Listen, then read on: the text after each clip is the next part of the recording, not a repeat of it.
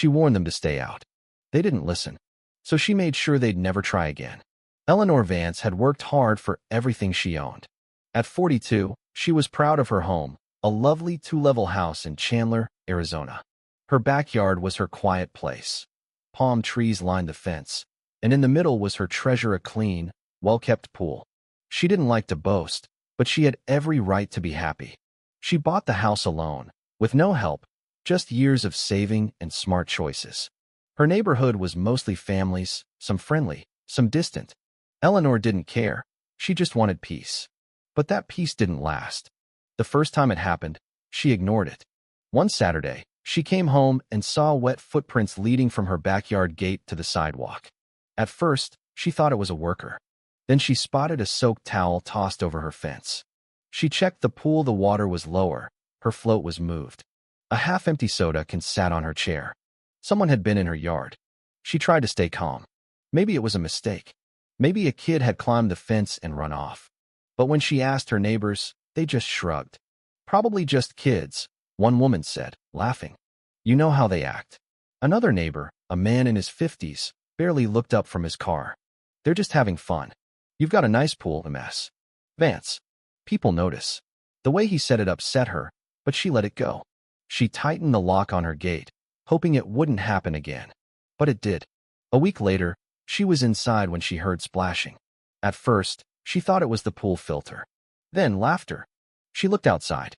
A teenage boy was swimming like he owned the place. A girl, maybe his sister, sat on the edge, dipping her feet in. Eleanor yanked the door open. Excuse me. The kids froze. The boy scrambled out of the water. I thought you wouldn't mind, he stammered. You didn't even ask. Eleanor snapped. Who are you? The girl mumbled that they lived nearby, then they ran off. Eleanor stood there, furious. She wanted to let it go, but then came the excuses. The next day, she talked to the kids' parents, expecting an apology. Instead, she got an argument. Oh, relax, the mother said. They're just kids. It's hot out. What's the problem? Eleanor stared. The problem is this is my property. My home. My pool. And I didn't invite anyone. The father crossed his arms. You're overreacting. Overreacting. That's what people called it when they weren't the ones being disrespected. Eleanor held back her anger. Instead, she put up security cameras. Maybe that would stop them. For 2 weeks, it worked. No more footprints. No more wet towels. No more strangers in her pool. Then, on a hot Saturday, she came home and saw her side gate open, the one she always kept locked. A bad feeling hit her. She walked to the backyard, and there it was. Her yard was full of people. Not just kids, but adults too. Her chairs were taken. Beer bottles littered the ground. Someone had even set up a table with food. Her pool was crowded. Women stood waist-deep, chatting. A man leaned against the edge, drinking and smiling. For a second, Eleanor wondered if she was dreaming. Was this real? She took a step forward, scanning the crowd. Then she locked eyes with one of her neighbors, Brenda Foster, from 3 houses down. Brenda, who had never spoken to Eleanor before, waved like this was some friendly gathering. Hey girl, hope you don't mind, Brenda called out. It's so hot today, we figured we'd cool off. Eleanor's jaw clenched. Mind? Oh, she minded. Her voice came out cold and firm. Every single one of you get out. Now. Some people froze. Others exchanged looks as if she was the unreasonable one. Brenda rolled her eyes. Oh, don't be like that. It's just a pool. You weren't even home. Eleanor stepped forward, fury simmering under her skin. It's not just a pool. It's my pool. My house. My yard. You don't live here. You don't pay for this. So get out. All of you. Someone muttered. Geez, what's her problem? That was it. Eleanor marched to the pool equipment box, grabbed the remote, and shut off the filter. Then she ripped the power cord from the speakers. Silence. I'm calling the police, she announced. Now they moved. Drinks were snatched up, towels were grabbed. Within minutes, her yard was empty. Brenda, though, had the nerve to glare on her way out. You don't have to be so stuck up, she grumbled. Nobody was wrecking anything. Eleanor wanted to yell. Instead, she stood stiff, watching them leave like she was the one in the wrong. She slammed the gate shut, locked it, and stood there, hands on her hips, seething. But one thing was clear, this wasn't over. They had no respect for her. And if respect wouldn't stop them, something else would. Eleanor had tried everything. Talking, reasoning, cameras, locks. None of it worked. Now, time to get clever. She sat at her kitchen table, staring at the security footage from earlier. The audacity of these people, acting like her home was theirs to use whenever they wanted. She wasn't just angry anymore. She was done. And if they kept treating her pool like a public water park, she'd make sure their next visit was their last. First, she went to the hardware store. She bought 2 heavy-duty locks, one for the side gate, one for the pool box. The old ones were strong, but these?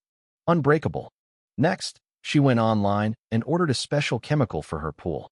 Not chlorine, something stronger. It wasn't dangerous, just a clever trick used by public pools to catch troublemakers. It was called Pool Dye, a harmless chemical that turns water bright green if someone pees in it. Yep. If any of those uninvited guests tried using her pool again, they'd walk out looking like a glowing alien. But that was just the beginning. Eleanor wanted insurance, something to scare them off for good. So, she visited a local sign shop and had a custom warning made. The next morning, she bolted it onto her fence where everyone could see. Warning: pool chemically treated for unauthorized use. Exposure may cause rash, severe itching, or temporary skin discoloration. Did it sound extreme? Sure. Was any of it true? Nope. But they didn't know that. To make it convincing, she placed an empty hazardous chemicals box near the pump, something she got from a friend in maintenance. Now, all she had to do was wait. It didn't take long. The next hot afternoon, Eleanor sat by her window, sipping iced tea, watching. Most of the day was quiet until 2 teenagers walked past her fence. They stopped, read the sign. One whispered something, then pointed at the chemical box. Within seconds, they turned around and left. Eleanor smirked. Later that night, Brenda, the same rude neighbor from the pool party, was walking her dog when she spotted the sign. She squinted at it, then pulled out her phone and started typing. Eleanor checked Facebook a few minutes later. There it was, a post in the neighborhood group. FYI, looks like Eleanor put some kind of weird chemical in her pool. Says it causes rashes and skin problems. Not sure how safe that is. Just a heads up. The comments poured in. OMG, what if it leaks into the ground? That doesn't sound legal. Why does she care so much? It's just water. Eleanor laughed out loud. They weren't mad because she lied or because they got caught. They were mad because their free pool days were over. And if they wanted to test her, good luck. For the first time in months, Eleanor felt at peace. No more random towels, no more strangers in her yard, no more entitled attitudes. Her plan had worked. Or so she thought. Then came the knock. It was a Thursday evening when she heard its sharp, impatient banging on her front door. She set down her drink and peeked through the peephole. Brenda, arms crossed, looking furious. Eleanor sighed. Here we go? She opened the door, keeping her face calm. Yes. Brenda didn't waste time. We need to talk. Eleanor raised an eyebrow. Do we? Brenda huffed. Look, I don't know what your problem is, but people are saying you put dangerous chemicals in your pool. Eleanor blinked, then smirked. I did, she spoke smoothly. To keep out uninvited guests. Brenda's jaw clenched. You can't do that. What if a kid touches the water? Eleanor folded her arms. A kid who broke into my yard? Brenda hesitated. That's not the point. It's exactly the point, Eleanor fired back. I told people to stay out. They didn't listen. So I took precautions. Brenda scoffed. You're ridiculous. You don't even have kids. The pool just sits there, going to waste. Eleanor tilted her head. So, because I don't have kids, my pool is free for everyone? Brenda rolled her eyes. Oh, come on. Eleanor cut her off. No, you come on, Brenda. You and everyone else have some nerve. You don't pay my water bill. You don't clean my pool. But you think you can just help yourselves? Brenda's face turned red. Well, if you weren't so unfriendly, maybe people would actually like you. Eleanor laughed, a deep, real laugh. That's your problem, Brenda. You think being liked means letting people walk all over you. Brenda opened her mouth, then shut it. Finally, she shook her head in frustration. You know what? Forget it. She turned to leave. Eleanor called after her. Enjoy using your own hose this summer. Brenda stomped away. Eleanor shut the door, smiling to herself. They were mad, but they'd finally gotten the message. Just to be safe, she doubled down. The next morning, she added one last thing, motion-activated sprinklers along the fence. If anyone tried to sneak in, they'd get a freezing surprise. But the best part? She never had to use them. Nobody tried again. The freeloading days were over. After months of frustration, Eleanor had finally reclaimed her peace. The pool was hers again. The backyard was quiet. The entitlement was gone. And the best part? She never even had to call the police. Because that was never the goal. She didn't want drama or enemies. She just wanted respect for what was hers. But here's the truth. Some people won't respect boundaries unless you force them to. Eleanor had tried being nice. She'd given warnings. She'd even asked politely. And they'd ignored her every time.